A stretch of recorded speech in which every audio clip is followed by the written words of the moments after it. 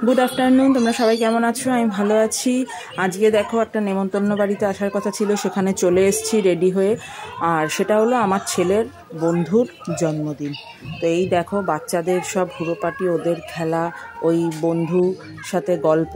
এই এখানে দেখো এখন কেক কাটা হচ্ছে, মানে কতগুলো বাচ্চা, আর ওরা যে এত মজা করছে এটা দেখে খুব ভালো লাগলো ওদের, মানে এটা খুব ভালো লেগেছে আমার। কারণ সবাই তো একা একা বাড়িতে থাকে, এই বন্ধুগুলো সব কিন্তু ওরা একই ক্লাসে একই স্কুলে পড়ে। তো এই বন্ধুদেরকে পেয়ে যে ওদের আনন্দ, আর সেটার জন্যই এই জন্মদিনটা করা।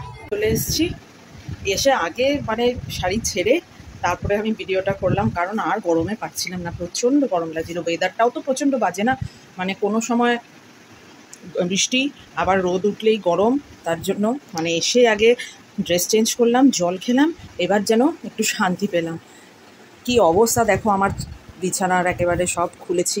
থাক, এগুলো আমি পরে আবার সন্ধ্যাবেলা আবার সব ঢোকাবো, ভাঁজ করবো। হ্যাঁ, আর এখানে এই প্রিন্সকে বলেছি, মানে আমার ছেলে, ওর নাম প্রিন্স, যেহেতু একটু রেস্ট নে, ও একটু শুয়েছে। এবার আমিও চলো একটু রেস্ট করে নেই, আবার তোমাদের সাথে আমি পরে দেখা করব।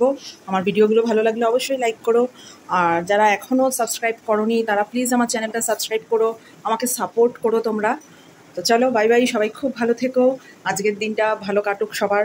আমিও একটু রেস্ট নিই, তারপরেই সব প্রস্তুতি শুরু হবে, কারণ কালকে থেকে আবার ছেলের স্কুল হয়ে গেল, স্যাটারডে সানডে ছুটি সব।